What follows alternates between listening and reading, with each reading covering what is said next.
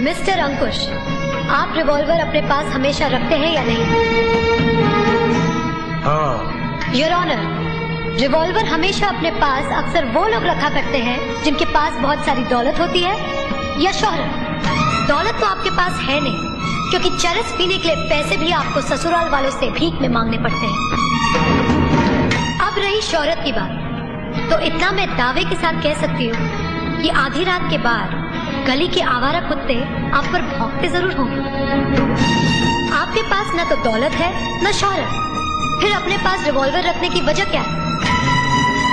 वजह यह है कि आप एक घटिया किस्म के इंसान हैं। आप गुंडे हैं। तू मुझे घटिया इंसान और गुंडा कह रही है? मैंने तो फिर भी कुछ अच्छा कह दिया। आपके ससुराल वाले तो आपको कुछ और ही कहते हैं। क्या कहते हैं वो? आपकी सास आपको नामर्द कहती है। उनका कहना है कि जो मर्द